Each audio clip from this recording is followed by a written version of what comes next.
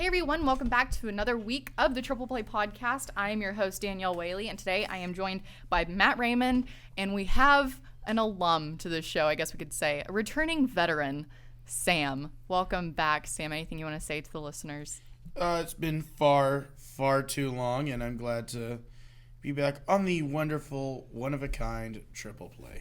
Nice to have you back, and let's just go ahead and dive in with the sad news that basketball season is officially over on Rocky Top. Sam, you look like you have a tear in your eye as I say those words. Broken heart. Very Crush. much of a broken heart. I love basketball. It's awful. It's awful this is over. Right. The Lady Vols were expected to take on South Carolina in the Elite Eight, but wait. Do I have that correct? I have that correct. That was who most people thought they would play if they made it there. Yeah. Right. Okay. Thought I was losing my mind. Or that Syracuse team got involved. Yes, that's where we're going. But after upsetting the top-seeded Gamecocks, number four seed Syracuse, they took on the Lady Vols, and they brought the Tennessee season to an end, 89-67. It's kind of upsetting, but I think a lot of people kind of expected that with the Syracuse team after seeing how strong they played against South Carolina. But let's talk about the Lady Vols first. Diamond DeShields, she had 20 points with 10 rebounds, 5 assists, a steal, and a block, a full stat line there for her. That was her third double-double of her career and the second on the season for DeShields. Lady Vols struggled, especially from three-point land. They only shot 27% out in that land there. But Syracuse, talk about capitalizing. They capitalized on Tennessee's possession struggles, scoring 25 points off of turnovers, and Tennessee had 21 of those. And the Orange also made 14 three-pointers, and the bench alone scored 25 points for Syracuse. So after seeing Syracuse take down South Carolina, most people knew this would be a tough game for the Lady Vols, but what stands out to you both from this game? The thing that stands out to me the most is just how little Tennessee guarded the three-point shot. You know, I believe at halftime Syracuse had made like 9 three-pointers or something like that, just something crazy.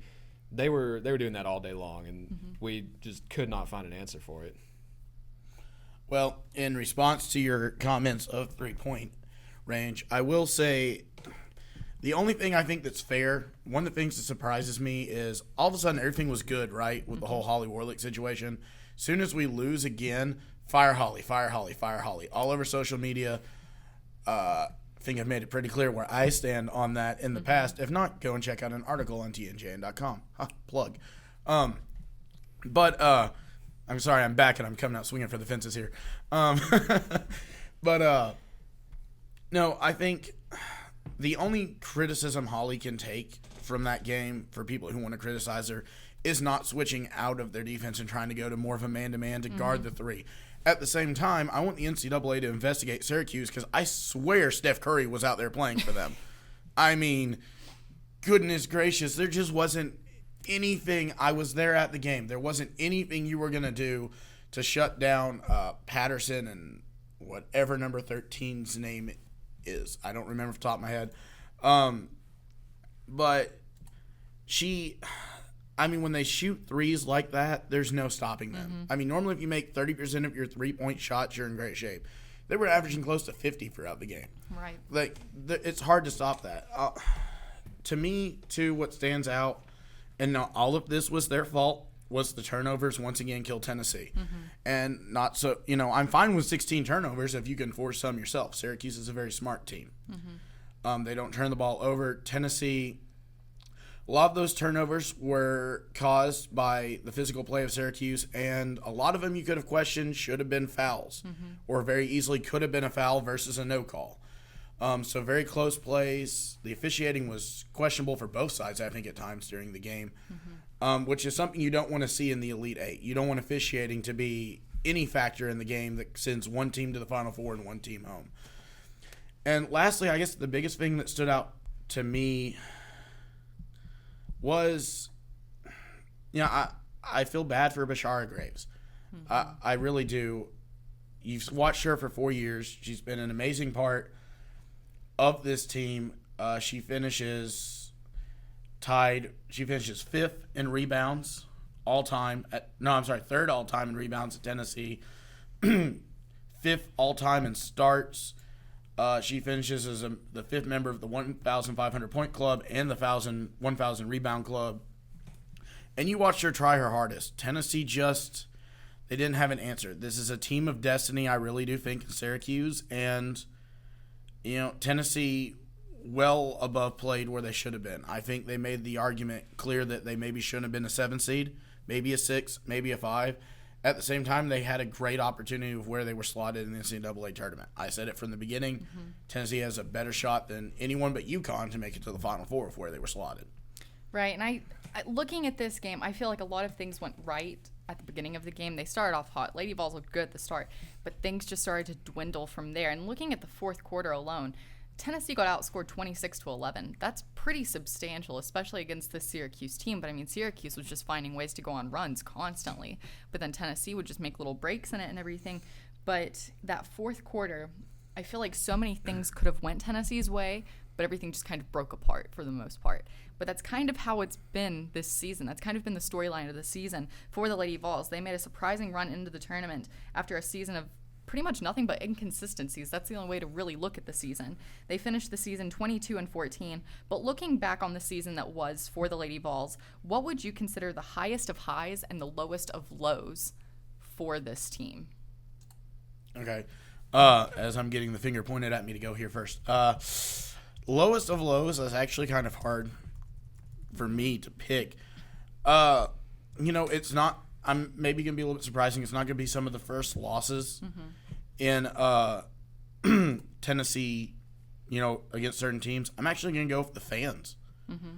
I'm going to go kind of out in left field here and say the fans and the just unheard of amount of criticism for this team and for Holly Warlick. I mean, Tennessee fans are as passionate as any fans out there, and the Lady Vols fans, especially Lady Vols basketball, may be the most passionate group of the Tennessee fan base. I've watched it for years, and I mean, this is back-to-back years now. Holly Warlick has gone to the Elite Eight. She's done things that Pat Summitt never did in her career, and part of the problem, and it pains me to say this to an extent, but we have to forget about Pat Summitt. We don't have to forget about all the great things she did and her legacy. That should always be remembered. But we need to forget about her ever coming back to coaching or anyone ever being as good. Not even Tyler Summitt is going to be Pat Summitt. There is no Pat Summitt out there. She was one of a kind, only ever going to get one. Holly Warlick's never going to be her, and neither is anyone you bring in to replace Holly Warlick if that ever happens. So stop comparing every coach to Pat Summitt. She didn't do what Pat would have done. Forget this. I give Holly credit. She tried every combination she could. That was part of one of the reasons I think in the second half, you had people that were exhausted. You had a shorter roster. Holly plugged in every player combination she could have thought of in that game, especially in the second half. And I guess for me, the high point was the tournament run. Mm-hmm. The high point, you knocked off number 2 seed Arizona State. You knocked off number 3 seed Ohio State. And you, for the most part, shut down Kelsey Mitchell, one of the best players in the country. I mean, she put up 72 points combined in the first 2 games. You held her to, I think, under 20, under her average. They played great. They played with heart and passion all season long. The biggest things that disappointed me were seeing the negative body language at times. Mm-hmm. That came back when they got frustrated against Syracuse. But the biggest problem with this team going forward is they don't have a high basketball IQ. They're a great athletic team. So when teams allow them to play with athleticism, like Syracuse did in the first quarter, they're great. When they have to settle down and play with their basketball IQ, they struggle. Perfect example, Green Bay game, first round. Green Bay was not an athletic team at all. But they were a very high basketball IQ team, and they forced Tennessee to use their basketball IQ. And that's where we really struggled this year was chemistry and basketball IQ. And that's what needs to be improved upon for next season. Yeah, Sam, I totally agree with you there. Going back to what you were saying about the whole issue between Pat Summitt and Holly Warlick, my view on it is that, yeah, like I said, I do agree with you that fans just need to kind of put the past in the past. But I think the biggest detriment to this team this year is just the fact that, the Lady Vols have been so good for so long, and now this year we had the most losses that a Lady Vols team has ever experienced in one season. So, I mean, I do think that the criticism is justified to an extent. I won't say, fire Holly Warlick or anything because she didn't have the best regular season. She's definitely proved that she can win in the tournament. and that's definitely something you want to see in a coach. It just, can she get over that Elite Eight hump and get some more championships back to Rocky Top, But then also, I'd say probably the highest point of the season was the tournament run. Beating Arizona State as big as we did, that was definitely a surprise to a lot of people. And then Ohio State as well. That was just kind of, I know for me, came out of nowhere pretty much. I know that all three of us agree that the highest of highs was this tournament run, because nobody expected it after the season that you had, finishing 7th in the SEC. I mean, it was a tough season for the Lady Vols. That's the only way to look at it. But for me, the lowest of lows comes back in February, whenever they dropped out of the rankings for the first time in 565 consecutive weeks, because that kind of could have been looked at as the warning sign, I guess, to most people, especially the fans. They should know that things are going to be different. Like you guys have already talked about, Holly Warlick is not Pat Summitt. Nobody will ever be Pat Summitt is the way to look at it. But whenever you have that streak in the top 25 rankings just be crushed and just taken away, that's kind of going to signify that things are changing. It's not going to be, not everything can be as perfect as one would want it to be or one would think it should seem. So I think that was basically the lowest of lows, and then not being in the rankings at the end of the season. For a lot of fans, that's very detrimental to how they're going to look at the Lady Vols doing next season. I mean, there's going to be a lot of growth that's going to be coming with this Tennessee squad. That's the only way to look at it. But I would say that dropping from the rankings like they did was the lowest of lows, because that was kind of the reality check for this team to show that if they want to stay in those rankings for as long as they have, there needs to be fight. There needs to be a fight under this team, and I think that would definitely be the lowest of lows in my opinion. But looking at the rest of the tournament, the Final Four is it's very close to being finalized. It'll be finalized tonight, Monday night. Syracuse and Washington have punched their tickets to the Final Four, but UConn will be taking on Texas, and Baylor will face Oregon State to see who will fill those final two spots in Indianapolis. How do you two see this panning out? Who will make it into the Final Four, and who wins the championship? Well, I'm going to go ahead and say, I think you're going to have a battle of number ones and a battle of number ones on one side and a battle of number 4 seeds on the other. Both Washington and Syracuse, you have the two hottest teams outside of UConn in the tournament. Neither team, I'm not sure if Washington's been to a Final Four, but I know they haven't been to one in recent memory. Obviously, like I said earlier, this is Syracuse's first ever trip to the Final Four.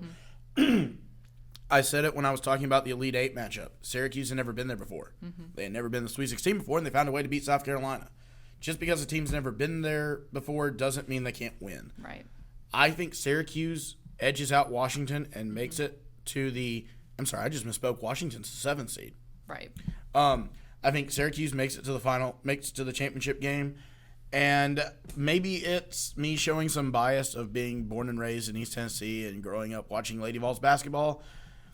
I'm not sure there's anyone that can stop UConn, but I hope Baylor wins tonight against Oregon State, because Baylor is the only team that has a chance.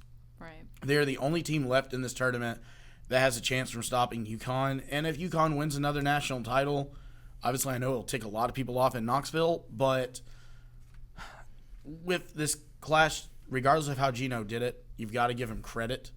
He put together one of the best senior classes we've ever seen in the history of women's basketball. And the fact that they could go and win 4 consecutive national titles, it's unheard of, and it is something special when you throw the bias out the window. Regardless of how we did it, I know obviously there's a lot of questions. Recruiting, ethics were one reason why Pat Summitt ended the series with UConn. And regardless of that, you got to admit he did his job. If they can win 4 consecutive national titles, it's going to be something special to watch, as much as it pains people in Knoxville to say. Yeah, UConn, they're one of these teams that is just, honestly, they might be one of the best sports teams that's ever played, like any type of sport, across any different type. Just what they've done the past 4 years, I believe since their last loss to Notre Dame a few years ago, they're 119-1. I believe I read that somewhere. Right. That's just unreal how good they are. So I definitely could see Baylor giving them a run, but I think UConn's probably gonna win fairly easily, like they've been doing all year long. Yeah. I agree with that. I mean, UConn's basically the favorite. My women's bracket this year, I titled it "Why UConn Why." Like, I'd like to pick somebody else to win, but why are you so good? Yeah, the smart choice was UConn. As much as you hate to do it, right. It was. But I really like this Syracuse Washington matchup. I'm really excited about this just for the sole purpose. Looking back at Washington taking on Kentucky, that seems kind of like an insignificant matchup. This Kentucky team's a really interesting squad. Matthew Mitchell has something interesting going on there. Michaela Epps, of course, was not 100% with the injury she suffered against Oklahoma. But watching Kentucky suffer to Washington like they did, Kentucky played a lot like Tennessee looked all season. I'll throw that out there. But this Washington team, and then for them to go on to beat Stanford, the number 4 seed, I think that's interesting. And I think Washington could be an interesting opponent against Syracuse. I mean, Syracuse looked very impressive. Like I said, they beat South Carolina. That's really impressive in and of itself. But I think Washington might be the dark horse right now out of the teams that are projected that are still in the race for the championship. But I mean, UConn, like I said, they're basically the favorite. They're most likely going to win it. Yeah. It's as easy as that. Well. But we'll see what happens there. The Final Four, I want to say that play will start on April 3rd. We're going to shift over to the men's. Final Four play starts there on April 2nd. The Final Four is set on the men's side. Villanova will take on Oklahoma, and Syracuse will take on the only number 1 seed that's left, and that is North Carolina. So who do you see making it to the national championship within what we have left? I've got UNC. Mm-hmm. I think Syracuse has looked so good this tournament. It's just what they've been able to do this tournament is really impressive. They've been holding their opponents to, I believe it's just over 55 points a game. Something like this that. Entire tournament. And I just, UNC with Bryce Johnson and I'm blanking on some of their names, but they've looked incredible all season long. So I think they're going to make it to the championship. And on the other side, I've actually got Villanova going to the championship. Their defense all year has just been outstanding, and I feel like they're gonna find a way to maybe not shut down Buddy Hield, but definitely slow him down. Yeah. So I anticipate it to be a very close game, but I do think with Ryan Arcidiacono and God, I'm just blanking on names all over the place. Anyways, I just they've shot the ball very, very well, and defense wins championships. That's true. So I got Nova and UNC.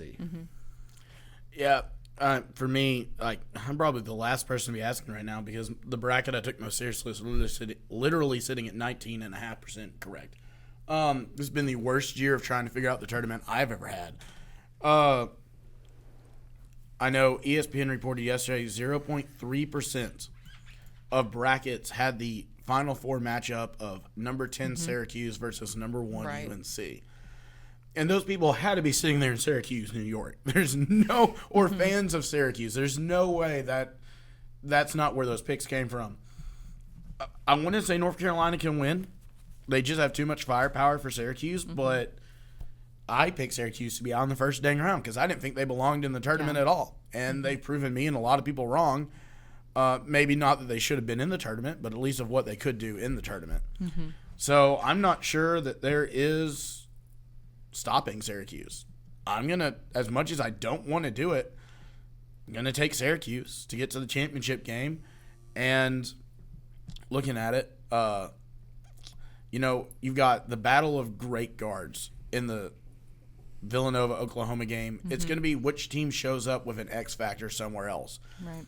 Which forward, which center has a better game. This could come down to an individual one-on-one matchup outside of the guard position. I'm going to take Oklahoma. I just think they're on – this is a team that took Kansas to the limit 3 times.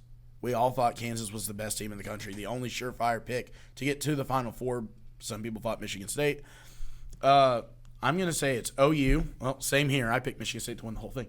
I'm going to pick OU versus Syracuse, and it's going to be one of the most interesting Final Fours I think we've ever seen. And like I said, I'm not sure there's a stop to Syracuse. I hate to pick Syracuse to win the whole thing, but I'm just not sure. I think there's some divine intervention going on here, and I'm not sure that it stopped short of a national title. For me, I made a lot of brackets. I'm just going to throw that out there first. We've talked about this before on the show. But my main bracket that I was focusing on, I had Michigan State winning. But I would like to point out, my gut check bracket that I always do whenever the brackets first come out and I just go through and pick, I had UNC winning. And I do that pretty much every other year. I was a big UNC fan growing up, watched them a lot. But this North Carolina team, there's something about them. I've said this before, but Roy Williams is like a magic man of some sorts. I'm 98% sure he has magic within his sleeves. He has to have it, and he just throws it out there on his team. But looking over at the other side, so I'm going to go ahead and take UNC over Syracuse. Pretty easy pick there. But Villanova and Oklahoma, this is a very unique matchup. And one thing I love about this is how basically Villanova is a team of unknowns, as opposed to Oklahoma, who has Buddy leading the way. So I think that will give Nova the edge because they don't have one player that everybody's focusing on, that all the pressure's on. They have 5 basically unknown guys that can just keep momentum going, and it'll make the whole team known. So then that's where I'm going to give them the edge just because of the unknown factor, the dark horse. So I'm going to say it's going to be Villanova, North Carolina, like you said, Matt. And I think that the champion will be donning that University blue in the end. That Carolina blue will be getting another championship. This team's kind of reminding me of what we saw with North Carolina in 2009 when Danny Green was on the team and you had Tyler Hansbrough. I'm feeling a little bit of that dynamic, not as strong as I did in 2009, but there's something special with this team, like I said, and Roy Williams is doing something right with North Carolina as usual, but this team just looks real interesting, and they've been super strong, especially in their win against Notre Dame. It looked pretty even at the start, but then the Tar Heels just took over, which a lot of people expected. Well, the fact that I picked against you two probably means you all will be right, so, you know. It's March Madness. I'm hoping I send you all good luck because I've been way off this year. Who knows? Well, I also had Michigan State winning in all my brackets, so if that tells you anything. Yeah, but is yours at 19.5% correct? It's not far off of there. Yeah. My upset bracket, I have Villanova winning it all. So we have a lot happening. I will say this. I did pick Hawaii, and I did pick NIU. Yep. Mm-hmm. And I had a couple other matchups that were close. I had Michigan. Didn't quite pull out, but, you know. It's March Madness, folks. You don't know what to expect. It's the only word for it, madness. Exactly. That's all we can have with it. So let's go ahead and shift over to something that's a little less maddening. I'm going to say that, and let's go to baseball real quick. So the Tennessee baseball Vols traveled to Tuscaloosa over the weekend to take on number 22 Alabama. They dropped the series 2-1, splitting the doubleheader on Saturday. This puts the Vols at 14-9 on the season, 2-4 in the SEC. But what stands out from this series? I mean, they did drop the series to Alabama. They're the number 22 team in the nation. So, just what do you take from this series for the Vols? Well, for me, it's kind of what I took out of the Ole Miss series.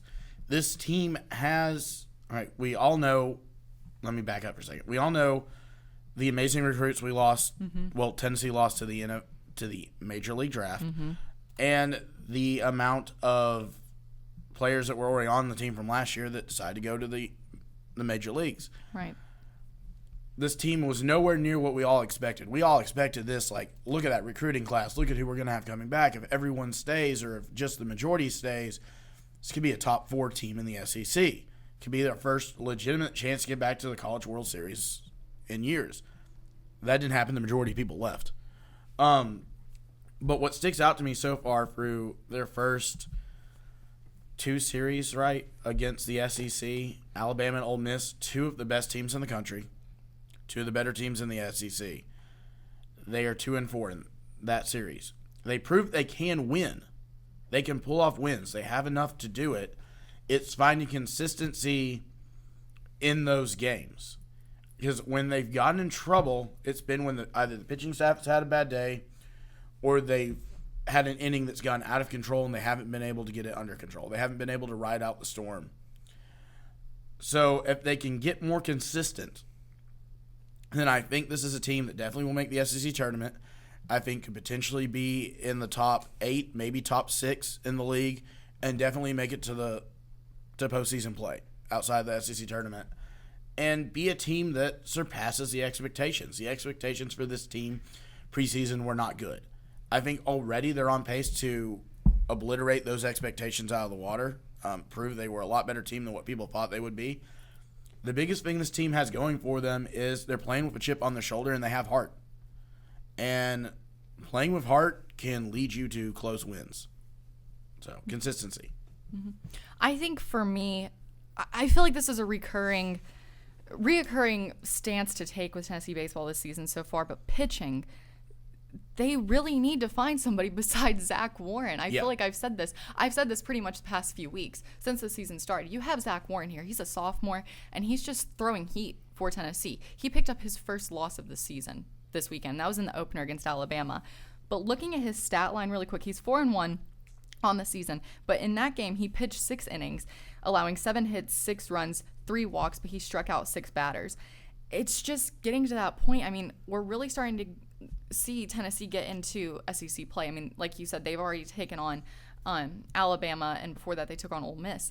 But if you still just have a sophomore pitcher that you're focusing on to kind of lead the team, you know something needs to be done. Yeah. I mean, you can rotate in numerous guys. Andy Cox is pretty much one of the better backups you're going to have for Zach Warren if we're going to go ahead and make a tier of pitchers for the Vols. But you need to have someone else that's going to step up and carry the Vols. You can't just always have it on Zach Warren. And like I mentioned last week and in previous weeks, is it good to have a young player that you can rely on? Sure, because then that's a lot of potential for future years, barring that he does stay for all 4. But it's just with this Tennessee team, if they're going to want to get anywhere in the SEC, right now they're 2-4, like I said, they need to find other pitchers to rely on. I mean, you can have as many bats as you want to, but you can't just have one facet of that game going right and struggling with the other one unless you have that specific pitcher in. So I think for Tennessee right now, they really need to focus on finding other pitchers that they can go to besides Warren and feel good about getting a win. But that's really going to be important as they go into this weekend's matchup with Kentucky. But first, they'll be taking on MTSU in Knoxville on Tuesday, and then they will host UNC Asheville in Knoxville as well on Wednesday. Both those games starts at 6 o'clock this week, but then they will be hosting Kentucky Wildcats this weekend. And one thing that's important to note with this Kentucky team, they're 17-6 on the season, 4-2 in the SEC. They just picked up a win in the series against Florida, top-ranked Florida. Yeah. And that's impressive for this Kentucky team. But Kentucky's usually a dark horse whenever it comes to the SEC, especially in baseball. We saw that last year. They had I want to say A.J. Reed was basically their top batter and pitcher. You had this crazy guy that was on your team. And with this Kentucky team now, they're showing with this win against Florida, they can be another dark horse this season. So it's going to be an interesting matchup between the Vols and the Wildcats this weekend. But let's go ahead and shift over to softball really quick to close out the show. They swept Mississippi State this weekend here in Knoxville, keeping the Vols undefeated at home on the season. So obviously this was a strong showing, but what jumps out from this weekend with Tennessee softball? Well, I kind of have to go a little bit with a similar thing and say consistency here. Mm-hmm. It's a different situation, but it's a similar situation. Tennessee softball, everyone said last year was a year away. They were a year away. And we all thought this was going to be the best year to win a national title. Then you had Annie Aldretti, a couple other key pieces transfer that you had no clue was coming. A major key. So the fact that you bring in the nation's second-ranked recruiting class doesn't necessarily help you as much as you thought it was, especially when that's like half your team is freshmen basically now. So the freshmen have played great. Mm-hmm. A little bit more consistency from the freshmen can be a major turning point. The thing that scares me, Arkansas, Tennessee sweeps them. Yep. Mississippi State, Tennessee sweeps them. Florida, once again, like number 1 team in the country, you get swept by them. Right. So against 2 of the weaker teams, you've swept them. You've dominated them. You have to bring that consistency from those series to the level of the top competition in the SEC. And a lot of that was we can't keep up with the pitching. We've got one of the best pitchers, not only in the SEC but in the country, I think, in Erin Gabriel. Now that she's finally healthy, she's showing what we've all thought she could do her entire career at Tennessee. So consistency against the top teams. And this is not going to be easy. There's still a Tennessee softball team that can compete for an SEC probably tournament championship. With getting swept by Florida, it's going to be really hard to win a regular season title. But you can still do things in the SEC tournament. And there's going to be a Women's College World Series caliber team, potentially. They could make it, to Oklahoma City once again. But they've got to get consistent against the upper teams in the country. Because even if you look in the postseason, where they struggled was against top-ranked teams. Yeah, I agree. But I think also one thing that's important to think about whenever you look back at getting swept against Florida, that was in Gainesville. It was. It's not easy to play in Gainesville no matter what sport you're going into. I mean, right now, Florida has the top teams in baseball and softball. I want to say baseball. They got knocked down to number 2 after losing Kentucky this weekend in that series. But still, that's like an elite team. That's an elite place for sports right now. Oh, it is. In Florida. So I think you should take that into account because on the road, they're 1-5. You should. Which, I mean, it's not a good record, but we're still at basically the beginning parts of the season. We're towards the middle, but it's still early on, especially in SEC play. And you've also just swept your second SEC team at home. So I think that's also important. That's a bright spot, I think, for this Tennessee team. It's still super early in SEC play. And, I mean, playing Florida this early, too, you can't really find, like, hurting spots with this Gators team. And I think that's one thing that struggled for Tennessee last week, getting swept to them. But, I mean, like I said, it was also in Gainesville. And to your point about playing Florida early, it also is a benefit, especially for such a young team. Early in the season, Tennessee played in the East End Bama Bash in Tuscaloosa and took on, in what doesn't count as a conference game, Alabama, and lost. Of course, Alabama, I think, is number 2 still currently. They're somewhere in the top. They're a top 5 team. Right. And, yeah, they lost that game, but I interviewed Ralph Weekly after their win the next day against Dayton, and he said, this is really big for us, especially for a young team, to get that experience outside of SEC play against an SEC team that is one of the best teams in the country early in the season. So drawing Florida, yeah, like you said, it was in Gainesville. It does hurt. The fact that 13-0 at home and 11-3 in neutral sites is great. It's promising signs. Right. Yeah, it was in Gainesville. That hurts us. 3 of their 5 losses on the road. But to get these challenges early is great for a young team, and it's going to help them build and be more successful in the future. I agree, and I think having such a good showing at home for games is really going to help this Tennessee team. I mean, like you said, they're 13-0 at home right now. That's great. As long as they keep that going, that momentum and that drive going at home, I think all Tennessee fans right now are just waiting for that to translate on the road. And I feel like that could come at some point, and it could even happen this weekend. Who knows what could happen? But right now, Tennessee is 25-8 on the season, 6-3 in the SEC. They're going to travel to Nashville on Tuesday to take on Lipscomb before heading to Columbia, Missouri to take on Mizzou this weekend. So maybe Tennessee will finally be able to shift that momentum from winning on their home turf to winning on the road. We'll see what happens. But that's all that we have for the Triple Play this week. Thank you for joining us, and join us again next week as we talk more about NCAA tournament talks, look at more baseball and softball for Tennessee, but we'll also do a little bit of a season beginning preview for the MLB since opening day is next week. So thank you for joining us, and we will see you next Monday here on the Triple Play.